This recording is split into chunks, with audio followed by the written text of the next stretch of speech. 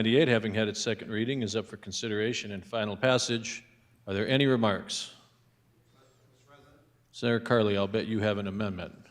I do. I have an amendment to move, and it's 98E for excellent. 98E, and that has been posted, and you're moving it at this time. I'd like to move it, please. That's been moved and seconded. Any remarks on the amendment?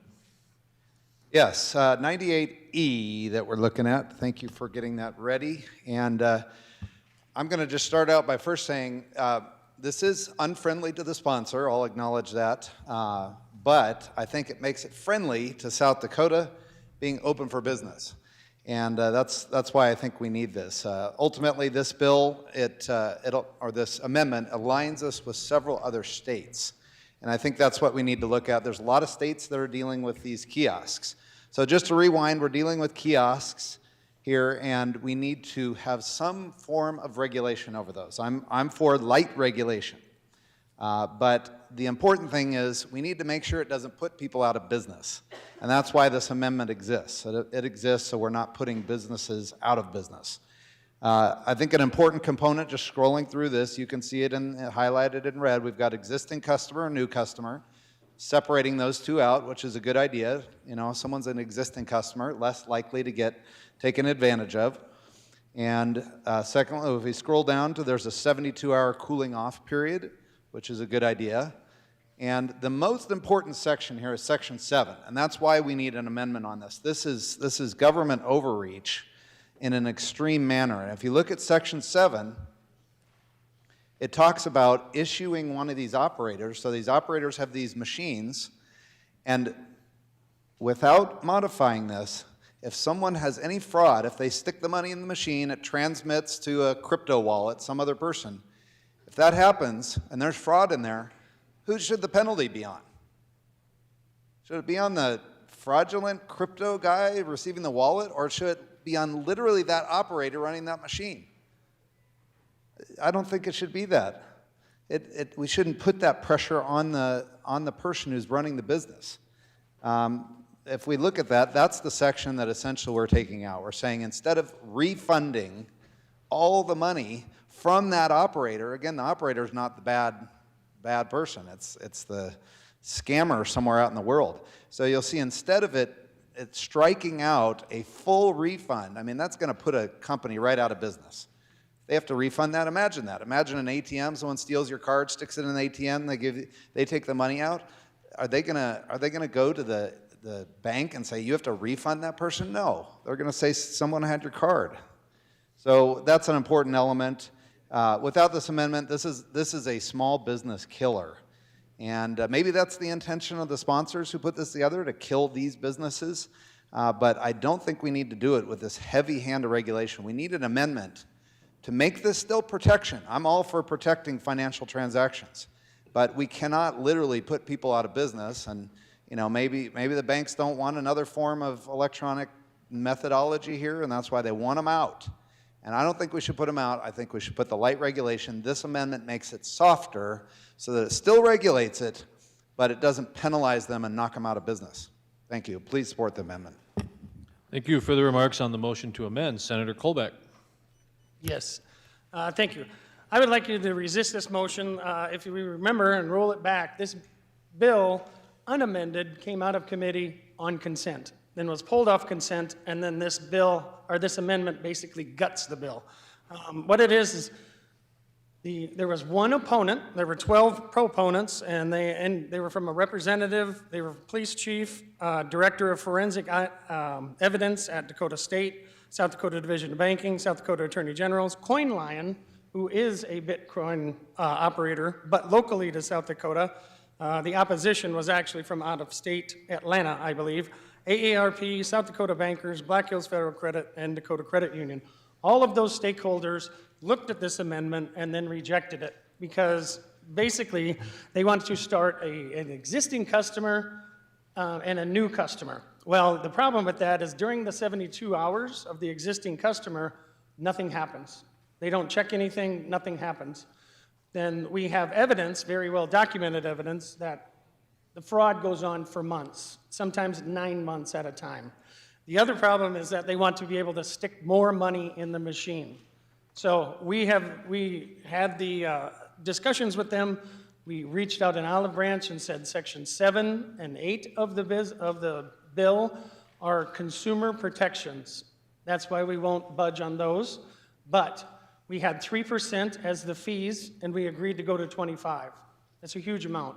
That was a huge lift to get all of those people to agree to that. So that's why the bill that we passed out of committee unanimously is the bill that we should do, and I would ask you to please reject this amendment. Thank you. Thank you. Further remarks on the motion to amend? All right, seeing none, this is a voice vote. Roll call has been requested. Is he supported? He is. This is a roll call vote. When your name is called, those in favor vote aye, those opposed nay. The secretary will call the roll.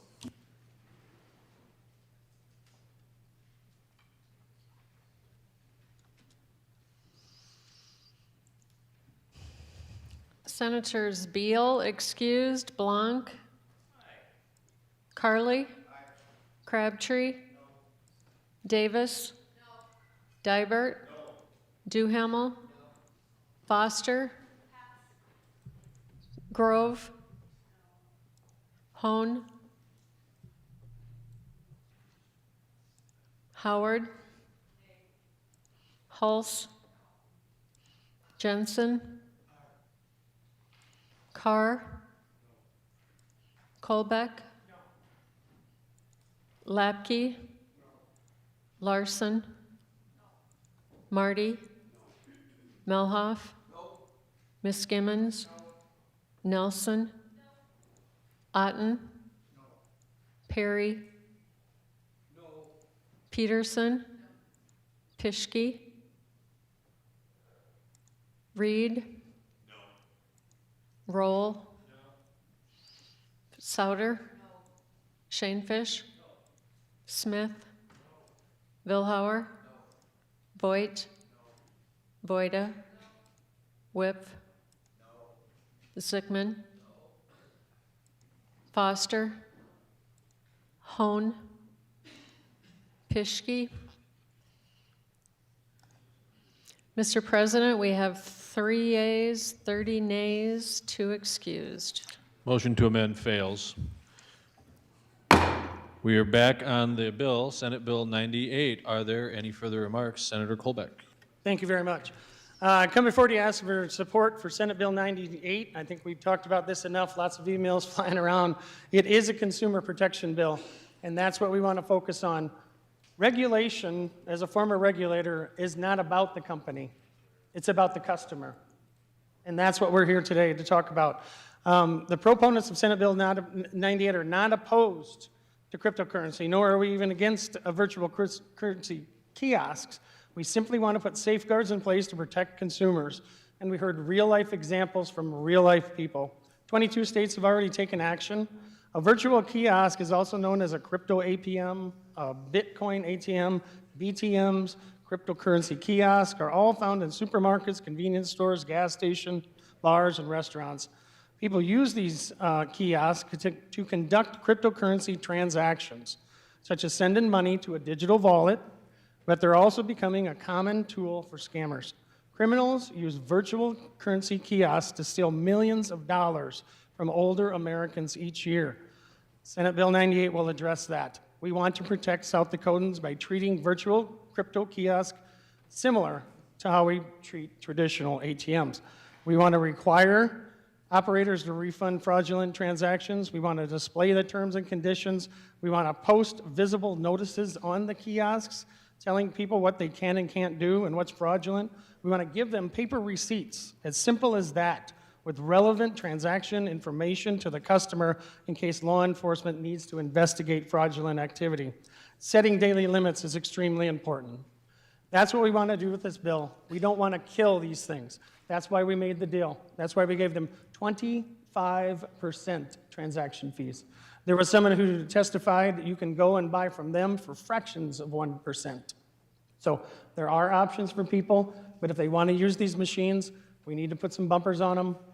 We gave them the 25% to stay in business. They actually said that they needed 22. and we kept the protections for the customer. We hope it's a good solution, or we hope that you'll vote yes on Senate Bill 98. Thank you. Further remarks on Senate Bill 98? Further remarks? Senator Carley. Thank you, Mr. President. Again, I think this bill is a good bill from the perspective of we need to have light regulation over crypto transactions. However, we are bringing a hammer to this industry. I mean, it's incredible what this says. It says if you feed money in and you at home decide to give some money to some scammer out there, who has to refund it? The operator, the person who has the machine there. They're going to be out of business. They're going to say, why would I come to South Dakota and have these machines here? Now, I don't use these machines, but hey, should people have an option to use these? Absolutely, they should. I got a lot of the emails like you did too. Put regulation on it, put regulation on it. Totally agree. Wrong bill to do this. This is a hammer to it. It's just going to knock, these guys are going to not be here. And if you look at all the other states that are putting regulation on crypto, they're on machines, they're putting warnings on the machines, they're putting cooling off periods, they're putting cameras on there, all kinds of stuff like that. They're not making the person refund the amount. And I'll bring up this example. Okay, all of us have got an email before that says, oh, you won something or you got something, send me money. Now, I'm sure all of us ignore those emails. But did you know a lot of people actually respond to those? And they go, wow, I won $1 million. All I have to do is it says I have to mail them $1,000 or transmit this or go to this website and contribute that. Well, people actually do that every year, and that's sad. But when that happens and that person, sends the $1,000 to some random email address or whatever it is, who should pay the penalty? Should the email provider of you who you wrote that email? So you wrote that email on Midco, one of our providers here in South Dakota. Do you go to Midco and say, you need to refund me the $1,000 because I sent it to some Nigerian prince? No way.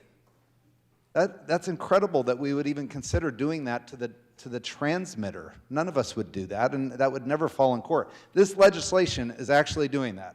It's saying the operator, it says right in there, you get all the money back from them. And they're not even the ones that got it. They got a small commission, but they didn't get it. It's incredible. So again, people should have a choice, but this should be much lighter regulation. We should have an oversight on this. We should protect our elderly people in the state, some who may go use that. But boy, we should not put companies out of business doing that. So I'd ask you to resist the bill, 98. Thank you. Thank you. Further remarks on Senate Bill 98? Senator Roll. Thank you, Mr. President. Well, I guess I just want to rise in support of the bill. I've had constituents actually reach out to me about this topic far before that this bill was actually introduced. And they've gone as far as operators of these devices in certain situations have had to put padlocks on them as the only way to save these people money going out. But really what I want to rise and address is the fact that this wouldn't be an unprecedented situation. And I can think of a perfect example, even with my business. If we were to accept somebody's credit card in a fraudulent transaction, they don't go take the money away from whoever used it fraudulently. I mean, they might go try to prosecute them if they can find them. But what ends up happening is it gets taken out of my business's account because we didn't verify the way that we were supposed to. If these operators are in business with Nigerian princes, they have a responsibility to verify who they're doing business with and what that business is. I think this is a perfectly acceptable. We need to protect our citizens from these scams, and this is a great way to be able to put guardrails on to make sure they're not getting scammed while still allowing it for legit purposes if legit purposes are needed for the transaction. But there certainly is precedent for that to happen. I get the letters all the time, and in most cases, it's usually a girlfriend or boyfriend using the other card, and I'm still out of luck because my bartender didn't double check to make sure that it was their card they were using. If you're a party to a fraudulent transaction, you are liable. Thank you. Further remarks on Senate Bill 98? Anyone want to speak before Senator Colbeck speaks second time? All right, Senator Colbeck in closing. Yeah, just in closing, I would just want to mention what Senate Bill 98 does not do. It does not prevent the operation of cryptocurrency ATMs in the state. It limit the number of crypto ATMs an operator can have in the state, or does it prevent a customer from engaging in a lawful transaction using crypto ATMs? It does not do any of that. What it does do is protect consumers. Please vote yes on 98. Thank you. Seeing no further remarks, the question before the Senate is final passage of Senate Bill 98. When your name is called, those in favor vote aye, those opposed nay. The Secretary will call the roll. Senators Beal excused, Blanc? Carly? Crabtree? Davis? Dibert? Duhamel? Foster? Grove? Hone? Howard? Hulse? Jensen? Carr? Colbeck? Lapke? Larson? Marty? Melhoff? Ms. Skimmons? Nelson? Otten? Perry? Peterson? Pischke? Reed? Roll? Souter? Shanefish? Smith? Vilhauer? Voigt? Voida? Whip? Zickman? Foster? Pischke? Mr. President, we have 31 yeas, 2 nays. So, Senate Bill 98, having received an affirmative vote of a majority of the members elect, the President declares the bill passed. Are there any questions on the title? Seeing none, esteemed Craig. Second reading of House bills.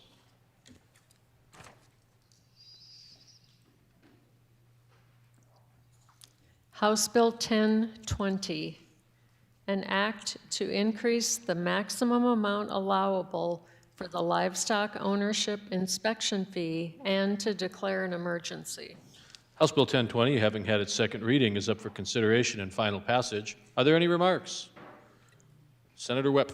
Thank you, Mr. President. So House Bill 1020, relatively straightforward. We increase the cap that the brand board is able to raise their fees to.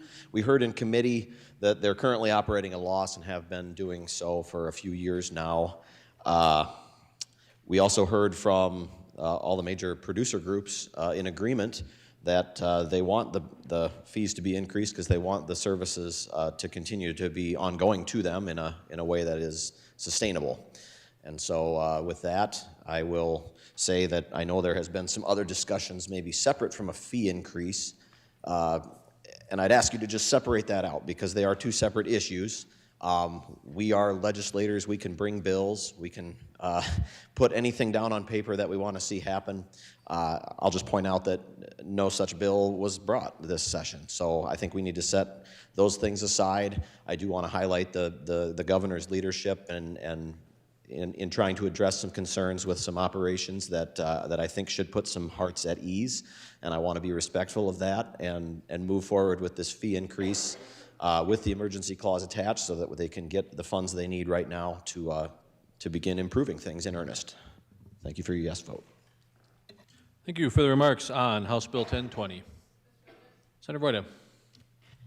Thank you, Mr. President. Well, to be quite frank with you, I'm going to be sick of talking about the brand board by the end of session. I just want to clarify that this bill raises it to $1.63, I think it is. We expect to see it come down in rules that it's going to be $1.45. So I'm going to be waiting to see that.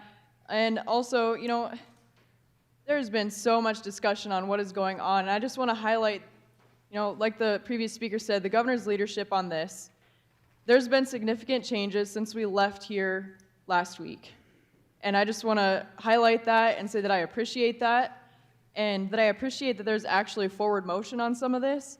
And so I will be standing in support of this today. I know that not everybody feels the same way, and that's just fine, but I think at the end of the day, it comes down to, do we want to keep dipping into the other fund that is underneath the brand board to keep supplementing the ownership inspection fund? Or are we going to actually fund this at cost and quit undermining both programs? So I will be standing in support of this, and I hope you do too. Thank you for the remarks on House Bill 1020. Senator Jensen. Thank you. I'm going to support this too. You got to keep in mind that they're losing 41 cents per transaction right now. This board is self-sustaining based on those fees, regardless of how we feel about what's going on.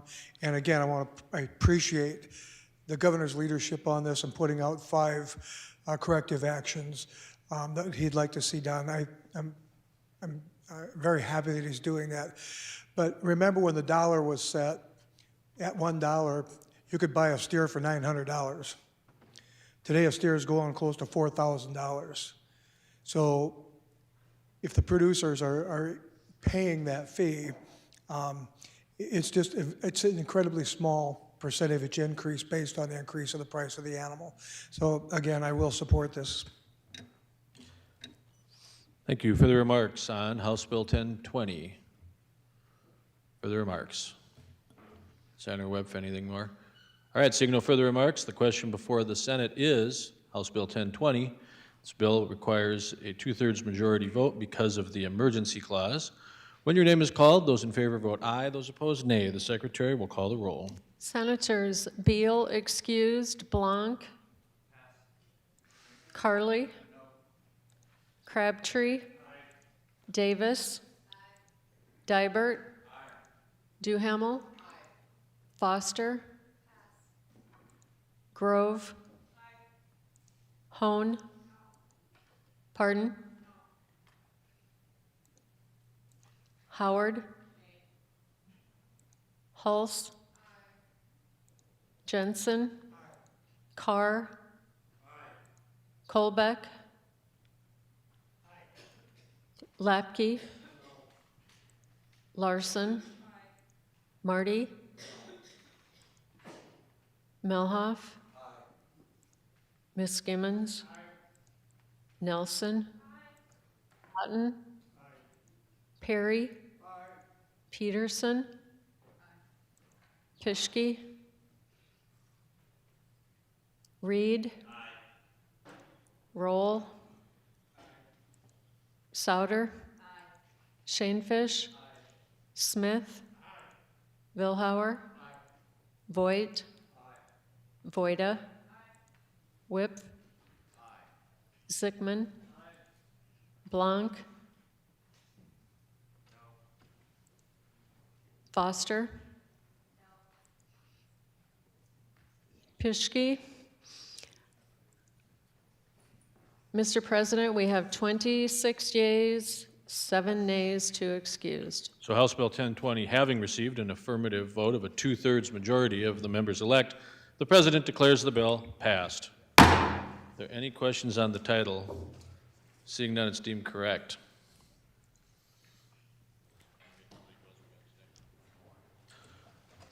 We are up to the signing of bills. There are 4 today. The Constitution of South Dakota requires that bills be signed in open session by the President and have their title read. And at this time, the President is signing an act to make an appropriation for the design and construction of a new soccer venue at South Dakota State University and to declare an emergency.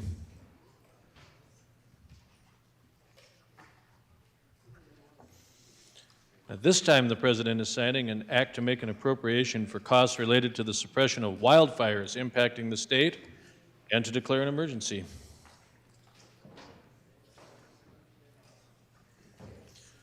And at this time, the President is signing Senate Bill 67, an act to make an appropriation for costs related to emergencies and disasters impacting the state and to declare an emergency.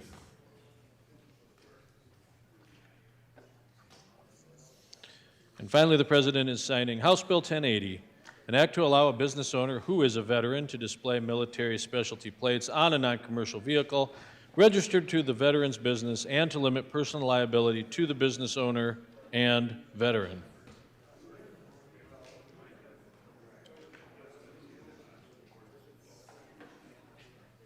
Announcements. Senator Reed. Got local government tomorrow at 10 a.m. We have 2 bills. Senator Voida. Thank you, Mr. President. DPS asked me to announce that tomorrow in room 423 from 3 o'clock to 5 p.m., they're going to have an informational session about the Highway Patrol plane request. Senator Lapke. Thank you, Mr. President. Senate Appropriations will be meeting at 7:30 tomorrow morning, not 7:45. There's a time change on that, and much to everybody's disappointment, the work groups scheduled for this evening have been postponed. Thank you. Can we keep it down in the gallery? Senator Peterson. Thank you, Mr. President. Senate Tax will meet at 10 o'clock tomorrow morning. Thank you. Senator Jensen. Thank you, Mr. President. The Health and Human Services, 745. And anybody? Senator Perry. Thank you, Mr. President. Tomorrow morning, 10 o'clock, we have State Affairs. Tomorrow morning, 7 o'clock, we have Catacomb Caucus. That will be in the large conference room. And tonight, Senator Blanc does have a Bible study at Community Church, and I think it starts at 7 o'clock. Thank you. Senator Dybert. Thank you, Mr. President. Tomorrow morning, 7:45, we have transportation. That's 6:45 Mountain Time. Thank you. Anybody else? All right. Senator Jensen moves that the Senate do now adjourn. That has been moved and seconded. All in favor, say aye. Opposed, nay. We are adjourned.